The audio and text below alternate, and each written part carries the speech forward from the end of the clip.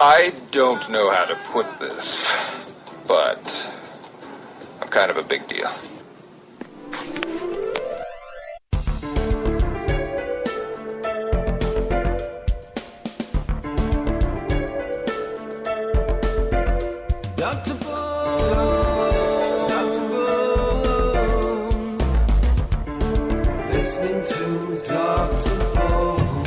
Now it's time for another episode of Bloggers Corner with Rick. Hey, welcome to another episode of Bloggers Corner with Dr. Bones. How you doing, Dr. Bones? Very well, thank you. How about yourself? I'm doing well. So this is Britt from eclecticpop.com, and so it's a new episode of Bloggers Corner. I will just jump right into Penny Dreadful. Pretty much the whole episode had Vanessa consumed by the demon, and she was in a really bad way being possessed and thrown about, and they were trying to figure out how to fix her, and there ended up being a last minute save that I didn't really see coming. I don't know, it was kind of unexpected, but very welcomed, of course, and we get to see a little bit more of the characters. It looks like Dr. Frankenstein has finally grown a pair, and he is going to attempt to take down the creature. There are a few revelations. It was a good episode, but I don't know what's leading us into this finale. Is the season finale this Sunday or next Sunday? I want to say it's next Sunday, but I'm not 100% on that. Going to be doing the penultimate. Yeah. Oh yeah. But I agree with you. It was a good episode. I mean, Vanessa just in general, like her character is just really creepy. I mean, she plays the we'll call it the creeper very well, and I like how again that this was the previous episode where Josh Hartnett showed up in her room and she wasn't sure if it was a devil or the real guy. I think that was this episode. Okay, I'm not sure I didn't want to get them confused, but I think you're right. So what happened? Obviously, last time he shows up as Timothy Dalton's character, and now he's showing up as Josh Hartnett's character. And then he's like, "No, I want you to rule the underworld with me," and it was kind of creepy. But the thing that got me is it kind of disproves my theory of what I thought Josh Hartnett might be, but I'm still not completely sold that he's not. So what I'm saying is, before I said that Josh Hartnett's character, I'm sorry, I just I'm not very good with the names today, but I'll go by the real names as opposed to the character's name. So. And you can fill the blanks. Sure. You can fill the blanks for me there if you like. So Josh Hartnett's character, Ethan. Okay, so Ethan. So I'm still convinced he's a werewolf. We haven't seen it yet. But the only thing that disproves it was what Brana gave him with the silver necklace. The whole kind of silver bullet sort of thing. But I'm just not completely sold. But the thing that gets me the most is how he all of a sudden knows how to exorcise a demon. That's what I didn't see coming either, and I'm still confused as to how that worked. I mean, it was cool and it worked well, but I was like, well, that's cool, but where did this come from? How is he all of a sudden an expert on exorcising demons or that sort of thing? So I was, but it did work well, and obviously kind of, I guess, let her rest for a little bit, but it was just still really weird. And obviously Brana's getting sicker, and I think Ethan's about ready to let Timothy Dalton's character take care of her. Pay for the money to take care of her. Yeah, because that would be a wise move. Because he doesn't want to lose her, right? So that's why. Yeah. But it is getting more interesting. I mean, it's getting more. I mean, this one was a lot more active. Meaning there's a lot more action, a lot more depth this time. They gave you a lot. Mm-hmm. And I like how with all this Vanessa watching, they kind of let you learn all these little mannerisms that these different characters have. Like Dr. Frankenstein, apparently he was a heroin addict. Yeah, who knew? So, because he's asked for sleep or for to escape, to escape, or for pain or something like that. That was an interesting reveal, and it also helped explain, because I always thought that, and I didn't know if it was a purposeful thing, but he always had those dark circles under his eyes. Right. And I thought maybe it's just because he's up all the time working, but now with him being revealed to be a heroin addict, it makes a lot more sense. See, and that's what I was thinking too. He's probably like the black circles because he's essentially an insomniac. Exactly. And obviously, the insomniac comes from the heroin, partially, and just the fact that he's I guess brilliant in one way, but still not quite firing on all cylinders. Yeah, definitely not. I definitely think this episode kind of showed that Ethan has been he's like more together than all the other characters. They all have their kind of fracture a little bit mentally, and he seems to be pretty put together, and he was the one who kind of guided Vanessa through this entire ordeal. Do you think that the demon is gone from her for good, or do you think that was a reprieve? That's just a temporary setback. I can't see it being gone for too long, because so far they've been essentially centering the whole show around Vanessa. So just, it was an intense scene, but I don't think they're going to get rid of the devil that easily. Oh, that makes me sad for her. Well, but again, that's just a thought. I don't know for sure if that's going to happen, but I would expect eventually they'd kill it off for good, but I think they're going to use it just a little bit more, especially since the season finale is coming up. So. Yeah, definitely. I think you're right, and it just, for me, has been, it's like, well, what more can they really do with her being possessed? And she's, completely out of her mind, and I guess they keep she revealed a few things about some people. Well, right. But yeah, so that was interesting. I don't really know how this demon knows all of this. I guess he is, he's with her all the time, but he just doesn't. I'm saying he, but it could be a she. We don't know. But the entity is witnessing all of these things, and it's learning all of it. But it chooses to possess her and reveal it, I suppose, is the way it is. Well, yeah, because she was calling them all out at one point. In the episode, no, you did this. No, did you know that? No, Bruno was having sex with Dorian, and she was puking blood on him, and he was enjoying it. It's like, barf. Yeah, it's like, all right. I know. What killed me was that Timothy Dalton's character, Sir Malcolm, he seemed kind of really unfazed by any revelation that she kind of revealed, which kind of struck me as a bit odd. Yeah, I think that was part of the idea, to kind of give his character a little bit more depth. Oh, okay. Meaning, again, this is just my thoughts. Like, just to give him a bit more depth, thinking even though he's done all these horrible things, he's not fazed by it anymore, because in the end game, like he's got like a master plan. So he may be sick, a sick effort, but it's all part of the madness of the character. I think that's a very good insight. I definitely think that explains it, because at first I was I didn't really understand what was going on there, but that's a very good point. I think that I'm anxious. I feel sort of like they might kill his character off, which I really hope they don't do, but coming into that, I feel like there is going to be a death, and I just really do hope that it's not him, because he's one of the more interesting characters, and I think there's so much more backstory to learn from him, so I don't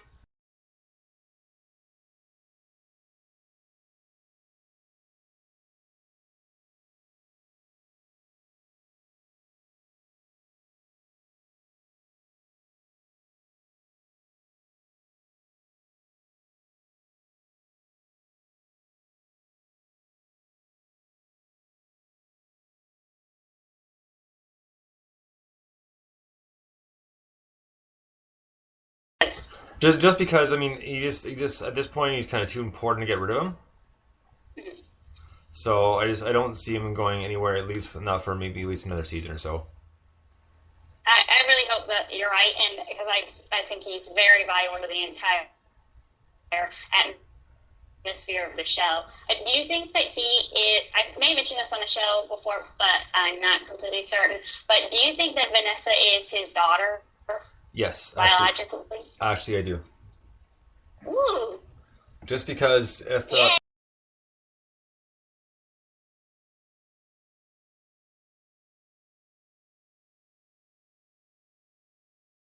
pretty good chance they know that that he's a father. So I would definitely say yes for that one. Okay, yeah, because I thought they were gonna reveal that in the Vanessa centric episode, and then they didn't. I was a little disappointed, so it shook my faith in that theory. But now I agree with you. I do come out. I guess she's kind of been treated. She's an outsider. I guess there's a part of her that wants his acceptance, but I don't really think that he's going to give it to her, which is another sad note in her character's development. Right. Well, I mean, but it's all part of the show, right? I mean, it's got to be dreadful in a lot of ways, so it just doesn't mean all gore. So. That's very true. That's very true. And I did think it was interesting. Do you think that Ethan, when he's talking about the backstory about the Native Americans, do you think he is the Native American he spoke of that had to, he couldn't fit into either world anymore? Well, you know what? Just the way it's presented, if he's not, I'd be very surprised. Yeah. Just because, it was almost like referring to himself in third person. Right. So, I mean, like, it's... And if they go ahead and turn the other way, like, I'm not going to say... I'm not going to be, like, pissed off or anything like that, but I'll be kind of like, oh, I wasn't expecting that. So, they could go the complete opposite way. It's like, well, no, he was actually really talking about some natives he ran into and blah, blah, blah, so he's not actually Native American. But just like, but at this point, it looks like all signs are pointing to yes, like he is the person he's talking about in the story. That is, I'm excited. I hope that does continue. I think that they're on that path. I hope that gets revealed. There was something else about his character I was thinking, and I'm just completely drawing a blank. But maybe it'll come back to me later. I do have to say that going into this whole series, I thought that Josh Hartnett might be the weakest link from the cast, but I've got to tell you, I was wrong. He has been really impressive, and I think this last episode really showed a range I hadn't really known him capable of, so I was very impressed. I'll be honest with you, I'm really digging his character, so. Yay! I know, I think he's done a good job. Yeah, so we'll have to see what happens with the finale, but yeah, those are some, I'm pretty sure Ethan is Native American, and I'm still pretty sure he's a werewolf. I just don't think we'll find it out till next season. Oh, okay. Yeah, I think you're right. Oh, it came back to me. I'm sorry. Yep. But I read on TVline.com, one of their writers was theorizing that Ethan was Jack the Ripper, and I kind of thought, whoa, I don't know how they came up with that, but that was one of the theories that I read on there. That doesn't make any sense. He has shown absolutely no medical knowledge at all, which Jack the Ripper did. First and foremost, and if he was, he was kind of always in the shell sort of thing, and I'm pretty sure he would have killed by now if he was. I mean, at least one person. Exactly, yeah. I don't know how they came up with that theory. I'm very curious to know, but I agree with you. I have not seen any indication that he is Jack the Ripper. I don't see it at all. So, I mean, to each their own, but yeah, I'm not seeing it. I don't. There's nothing at all that would ever point to him being even close to being Jack the Ripper. Yeah, I agree with you. Granted, I mean, in general, nobody knows too much about the real Jack the Ripper, but, at the same time, too, is like there's got to be some indications, at least some indications that people will pick up, obviously, he's killed a few people. It's a bit of an indication, not just because he kills someone doesn't mean he's Jack the Ripper, but depends on the fashion he does it in. If he kills them and then surgically opens them up, then yeah, that's a pretty indication that he's Jack the Ripper, right? So exactly. And that's the interesting thing about Jack the Ripper is they don't know for sure if he was a doctor or not. All they know is he did have some sort of medical background or know-how. Correct. And I think that what maybe this person was picking up on is there was kind of that fear that Jack the Ripper had operated in the United States, and then he went to Europe, and he went back and forth between the countries, and so it would be someone who, might have come from America or just traveled a lot, but I don't really know if that's ever been proven. Yeah, and the other thing too is even if he was jumping back and forth, does that mean he also moonlighted as a sideshow?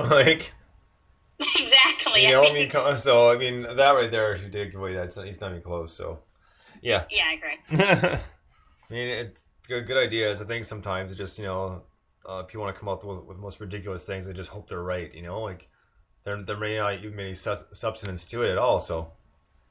Yeah, that's true. I mean, sometimes when you watch these shows or a movie, you just come up with the most outlandish theory you can, and sometimes you end up being like, "Oh, that actually turned out to be that way," because they're just trying to think as big as possible. Well, that's right. You know, you want a good kind of like wow, yeah, the quote unquote wow factor, right? So Exactly.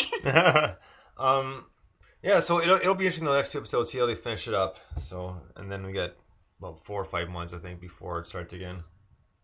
Yes. Which kind of sucks, but what are you gonna do? Exactly. Yeah, and that's like, I think that I hope it's not a whole year wait like it is with Game of Thrones and True Blood, where you have to wait an entire year. Because like I was just watching the True Blood season premiere, and I thought, my God, it's been a year, and I completely forgot a lot of that even happened. So it's nice to have that, it fresh and kind of closer together. See, with like True Blood, I kind of watched on and off, but like I mean, it was kind of interesting, but kind of not to me. And then what I've heard now is they've completely strayed away from the book, so that's pretty much why they're ending the series, is because like they've kind of shot themselves in the foot. Oh wow! I didn't realize they veered that far. I've not read the books. Have you? No, I've not. These are just from what people who read the books and that sort of thing have told me. So this is okay, because I was going to ask you for some insight. No. This is unfortunately this is just secondhand information. So. Okay. Well, yeah, I heard similar things, and so it's I don't know, part of it when you have a show that you're basing off a book, if people have read the books, and most times I have not, then you can already know what's going to happen, so they try to switch it up a little bit. But I don't know, but then you have fans like Game of Thrones fans, and they want to see everything that's in the books on the show, so it's kind of finding that balance. Right, and well, and sometimes like there's nothing wrong with straying off from the show or the book a little bit, but when you go too far, a lot of times, it kind of loses its attraction, and it's like what, kind of lose people lose interest, and they want it a little bit straight up, but not that far off, sort of thing. Exactly.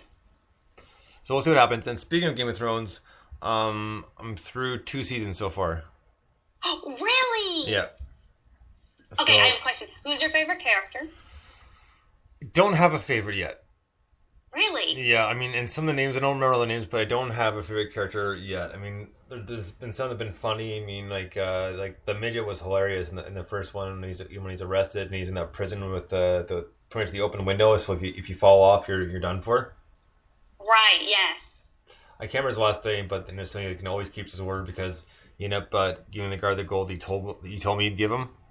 Yes, Tyrion Lannister. Yeah.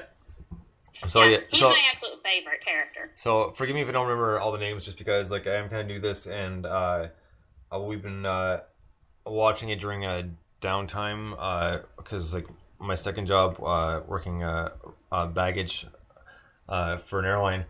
We have in our break room, if nothing's going on, we'll sit in there, we'll watch stuff. So we've been like watching it like over the past like 2 or 3 weeks. So it's been the perfect time because at that time there's nothing to do. It's kind of something that'll keep you awake for a bit, so I might as well watch it. Absolutely. So we've been watching that, and it's funny now because a lot of people who haven't watched or want to watch or have only seen bits and pieces or have like pretty much are catching up just like I am, and they're everybody's liking it. But now some of the comments and quotes are starting to come out. But the thing is, for once, everybody knows what everybody's talking about. Yes. Because it's one thing that everybody's seen. Mm-hmm. Which makes it interesting and makes it a lot easier, so you don't have to go back and explain all his backstory all the time, right? Because it's just like any movie and TV show, not everybody's seen them, so depending on what part you're quoting or whatever you're talking about, you gotta give at least a little bit of background and that sort of thing, so they kind of understand where you're coming from. Otherwise, they're just gonna look at you blankly and going, "Well, what are you talking about?" That is very true. I know. It took a while to get to the quote where she talks about, playing the Game of Thrones, and I had been waiting to hear that. I heard they used that line to promote the show, and then finally seeing it in the context, and it's actually a part of a larger monologue. So it was very neat to see it in context. Since you hadn't seen it, had you been shielded from that first season, the finale, I think it was near the finale, but the death of one of the main characters, did that actually surprise you, or had that already been ruined? No, I had already seen that because the YouTube video people's reactions to when the character was killed off. It was just so funny. So like, it didn't ruin it for me though. Like, I mean, I knew it was coming, but it was fine. Like, it didn't bother me at all. Oh, okay. Well, that's neat. I mean, that's kind of one of the things where you watch a show live to try to avoid that, and then sometimes I don't know how long. I think the longest I've been able to avoid something is like 2 days. So you either have to choose to get on it or get off. Well, you know, if it had been something maybe a little different, me like, I mean, I do like the show, but like, I'm not like heavily involved just quite yet. And if it was something different that I was really involved in, then I'd probably be like more inclined to. Well, I mean, I'm not trying to forget the names, but I remember the names a lot better if I was more into it. So. Like I'm slowly but surely getting into it, but I'm still kind of learning the characters a little bit. But yeah, that video though is really funny. I'll see if I can find it. It's probably still up on YouTube somewhere. I can find it. I'll post a link. But some of the reactions are hilarious. And, you know, and people are dropping f-bombs. Or like, holy, blah, blah, blah, you know, like, yeah. You know, holy f and hell, holy blah, holy, you know, like. It's pretty funny, and it's a mix of guys and girls, so it's pretty funny. The reactions are hilarious. Oh yeah, that's so great. It's so cool that with the internet, people are being able to share these kind of reactions. So before you never know how someone else felt, and now thanks to the power of YouTube, we're getting a chance to have a little glimpse. Exactly, you know, and obviously you don't always catch everything on tape, but then there are the funny moments. As long as you're a good storyteller, know that they end up being really funny, and. Actually, I've been the past few weeks, about a month, maybe like I don't know. I've been a little bit accident prone. I'm normally not, and like 2 days ago, I'm in my shed and I was cleaning up a little bit. And something dropped on the floor. I can't remember what it was. I bent down to pick it up, but I was closer than I thought, so I pretty much kind of caught it right between the eyes on the shelf on top. Ooh. Yeah, and I dropped a pretty loud F-bomb, let me tell you. And it was pretty loud because there's a path like just behind the house, and there's people walking by, and all I hear is, "Did you hear that?" Seriously, did they try to find you? No. All they said was, "Did you hear that?" And because they were walking along the path, right? So, did you hear that? No. And then they're just like kind of faded out pretty quickly because they're walking along pretty fast. But yeah, it was the instant, you know, bang, swear, and grab. You know, like ah. I know. I always want to like have be able to yell an expletive, and for whatever reasons, like my mind, all of it kind of comes into me, to myself, the energy, and I just, like the other day I got, I was telling you off the air, I slipped. By the way, just a lesson to people, if you're in your laundry room, there's probably starch on the floor. Do not add more water to the floor and then walk on top. But like I did, because I'm an idiot, but I did, and my body went right out from under me, and I hit my tailbone, and I just was like, I was trying to say something, all my breath was out of me. I just couldn't even think, and then I thought, I've got to stand up. It just hurts too bad. And as I stood up, I started to feel faint, and I almost passed out. And I was like, whoa, that was killer. And then finally, when I was laying down, recuperating, I was like, oh, S. I finally got the energy, and I felt so much better after I was able to say that. Well, that's the thing, is sometimes it's actually good to swear. Like, don't actually kind of make you feel a bit better, you know, like. And but I'll be honest, no. If I hurt myself bad enough, usually the first word that comes out of my mouth is F. So it's kind of expected. I mean, it doesn't happen too often, but yeah, if I really bang myself hard, yeah, the first words out of my mouth that's the first word that comes out of my mouth. Nice. And then the reasoning, like, how the hell did I do that? I'm such an idiot. I can't believe it. You know, like you try to reason for yourself to make it look like it wasn't so bad as you thought. Like, but yeah, so that's what happened. It was pretty funny though that the people heard it because it was so loud. And that's not the first time I've kind of banged my head like that, and it's kind of echoed a little bit further than I thought it would. Because this was about 5 years ago, and I was working for a different airline at the time. And when the plane stays overnight, you put these certain ties on the propellers because it was a little 34-seater plane, and I was walking up to it and I ducked to get under it to go on the other side of it. Of course, it didn't duck low enough, so I caught it like right in from the top of my forehead, and wow, this is about 10:30 at night, and London Airport's it's a small airport, so there's nothing but inbound planes like after like 8:30 at night, and they're not coming all the time, so it's pretty quiet. And there was about 3 or 4 gates down. One of the other airlines were setting up for their inbound plane, and they heard it down there. Really? Yeah, because it's on the open apron. You know, you got a loud echo, Right. and when it's quiet, it kind of sound can travel pretty far. Right. So it was like, ow, wow. And did they come to help you? Oh, I heard some laughing. Then I hear, "You all right?" Yes. Just No.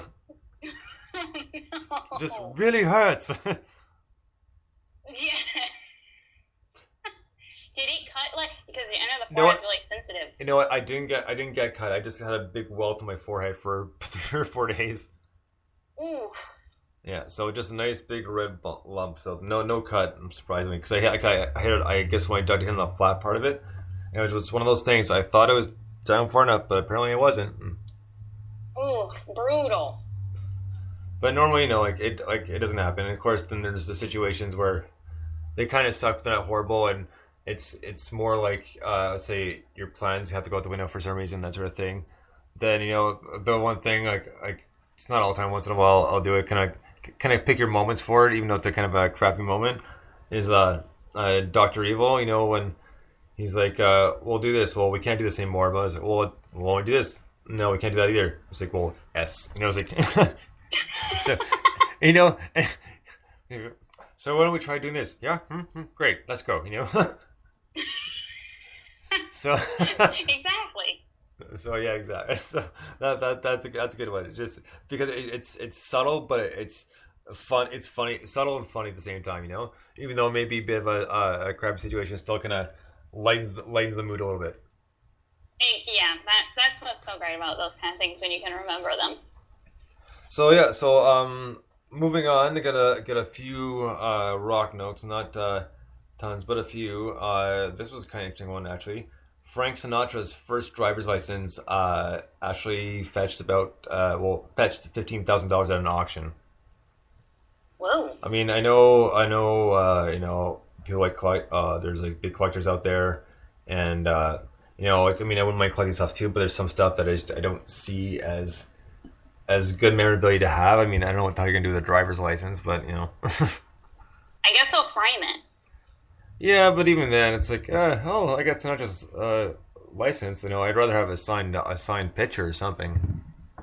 Well, that's true, because when people come over to our house and they're like, "Hey guys, I got this amazing Frank Sinatra memorabilia," and you come up to the wall and like, "Where is it? Where is it?" It's like, "Oh, it's right here," because the driver's license is so small. Well, right, exactly. Right? So I mean, yeah, I want to have something a little bit more meaningful. So yeah, that happened. There's The Cure, Franz Ferdinand, and they're promoting access pretty much for live music for the deaf, and it's actually kind of a pretty cool concept how they're trying to arrange it so even though they're deaf, they can still kind of quote unquote feel the music. Cool. So they're raising awareness for it, and raising awareness for pretty much for the deaf society. So raising money to help out hearing aids, that sort of thing, or possible operations, that sort of thing. So it's definitely for a good cause. A few other things here too. Crosby, Stills, Nash and Young are possibly going to release their Deja Vu box set, and I hope they do, because it's going to be a killer one if they do. And I think they're just kind of toying with people. I think they will release it. I don't think it'll be too long before they do.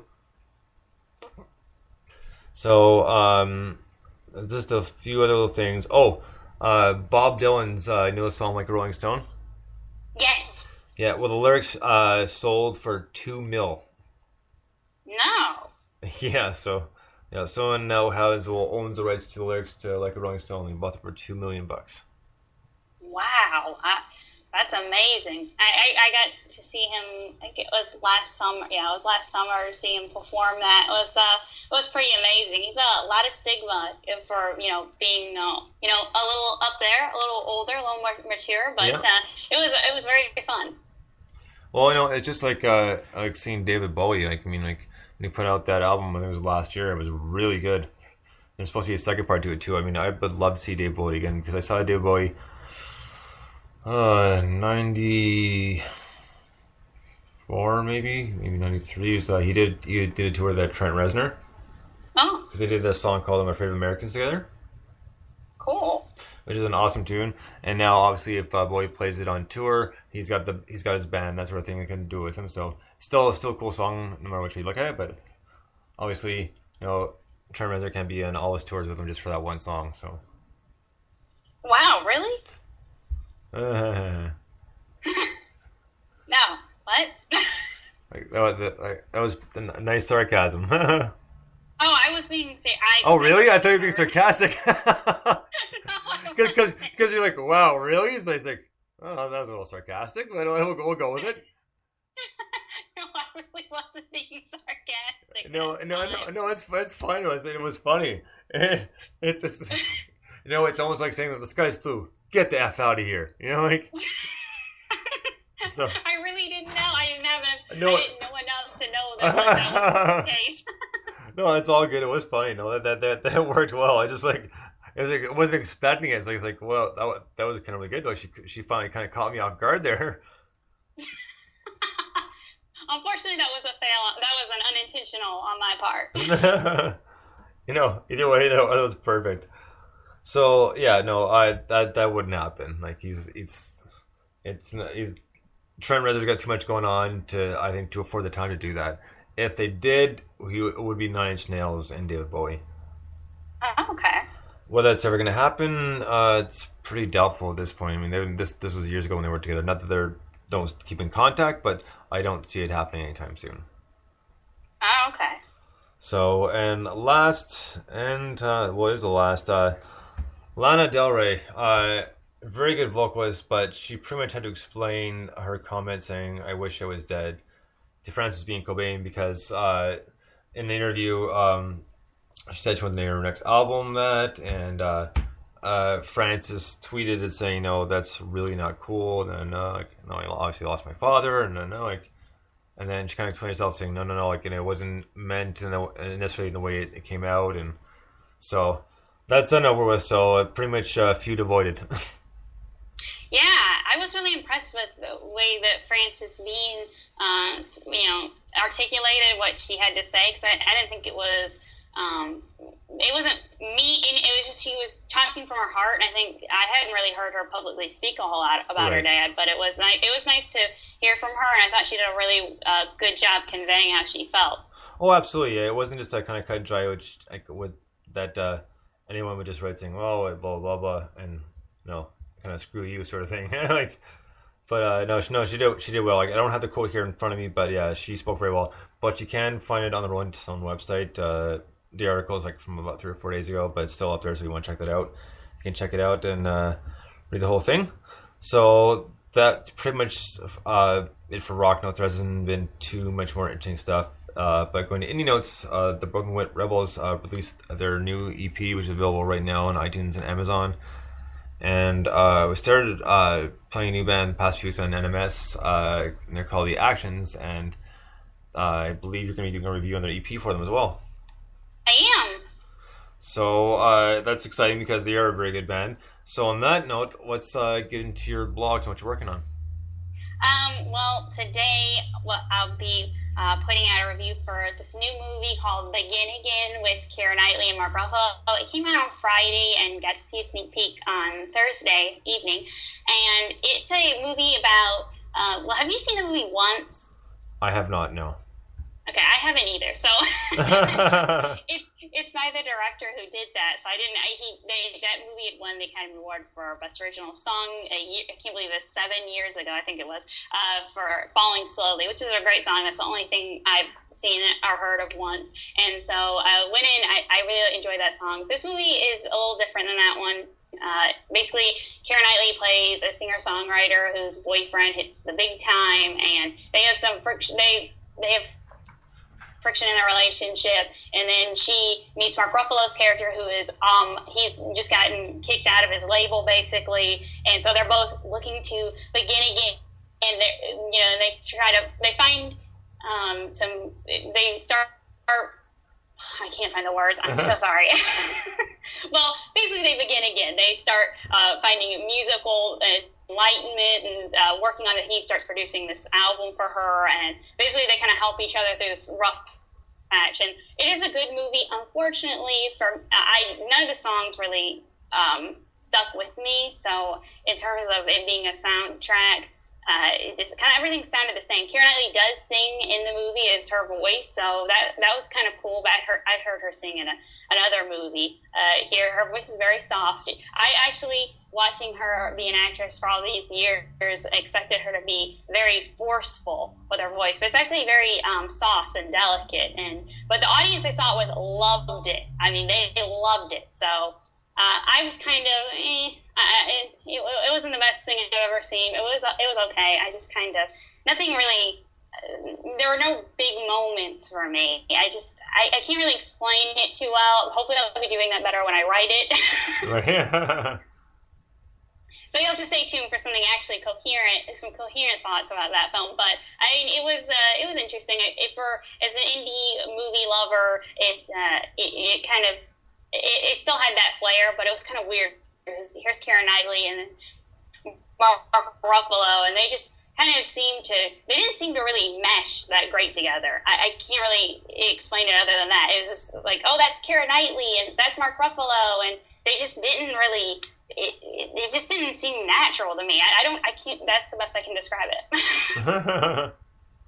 Have you seen the previews for it? No, actually, I haven't. I've been. Okay, well. I haven't really had a chance to watch too much TV this week. I did, however, start watching the new season of Big Brother. Oh. Which it's got a whole new twist this year, so it's kind of interesting.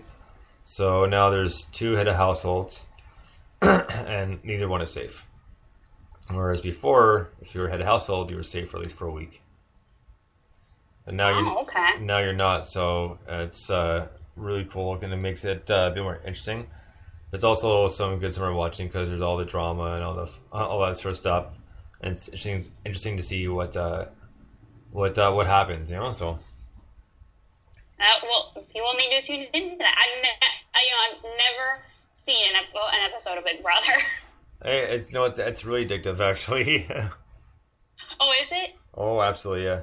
There's tonight, I think at 9:00. There's an episode tonight. Okay, is it airing on the TV Guide network? It's on CBS. Oh, okay, all right, it is on CBS. Because I keep seeing it advertised on TV Guide. I guess they're showing like an encore of it. Oh, possibly, yeah, but I'm pretty sure it's on CBS. Okay, cool. So if you miss it, you can check it on TV Guide network. That's right. It'll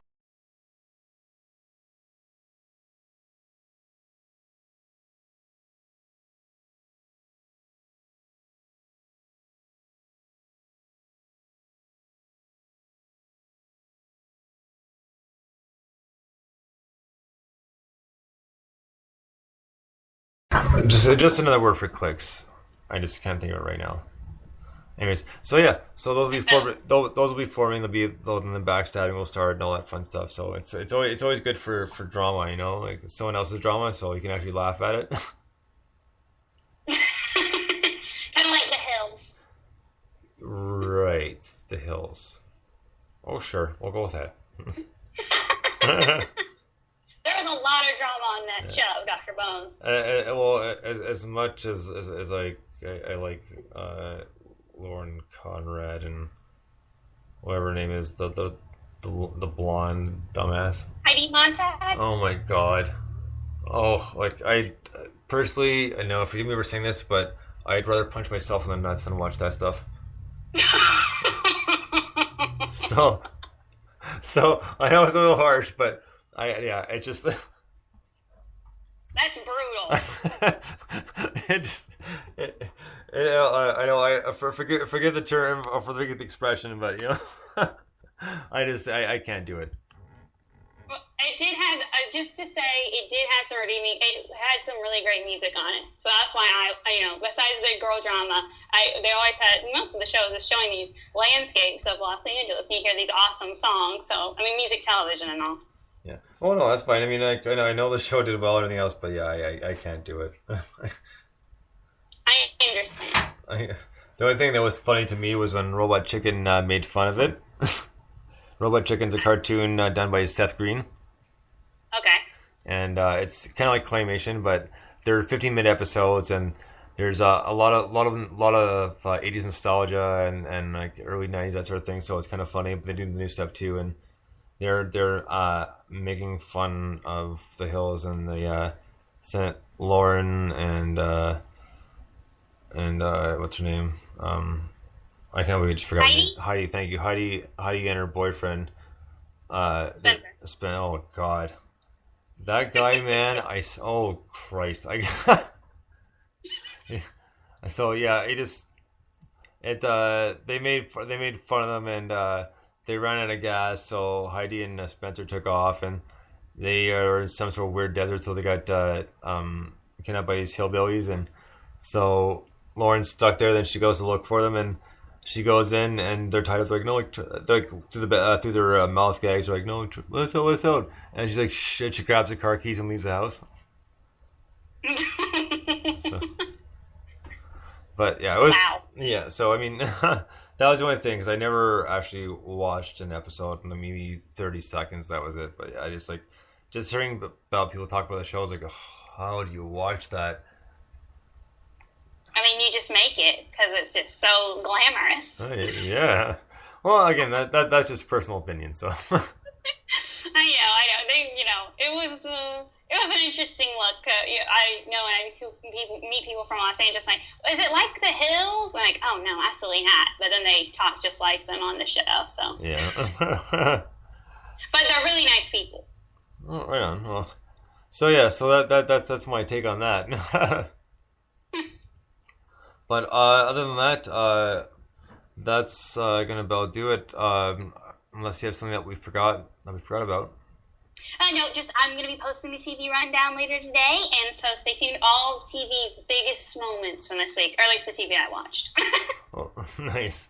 Oh, actually, you know what? One more thing before I forget. I was looking at this the other day, and it was on a Chive app, and they had 20 of the greatest Phil Dunphy quotes, and Phil Dunphy's from he's the character on Modern Family. Mm. And they had the picture with the quote below it, and some of them are so funny. And like one of them I just seen the other day too was like a rerun. As I started laughing, it was so funny because I can't remember what the girls did, but he was making them like clean the bathroom, that sort of thing. And they're like, Dad, because we hadn't eaten lunch. The kids in Africa, and or he's like the kind of cheesy fun dad. They asked me to fill in. Oh, nice. So yeah, it was. Some of them were really funny, and that show is fantastic. So if for anything, Phil Dunphy, that character is awesome. Yeah, he always cracks me up when I get the chance to see the show. So other than that, that'll do it for this week's Bloggers Corner. So like always, it's always been a lot of fun, Britt, and we'll be back on next week. And thanks for stopping by. Thanks for having me. All right, until next time, guys, we'll be back next weekend for Bloggers Corner, back to its original time. Since last Friday, a couple things happened, but no big deal. So we'll see you next week at Friday at 1:30 p.m. Until then, thanks for listening. Bones out.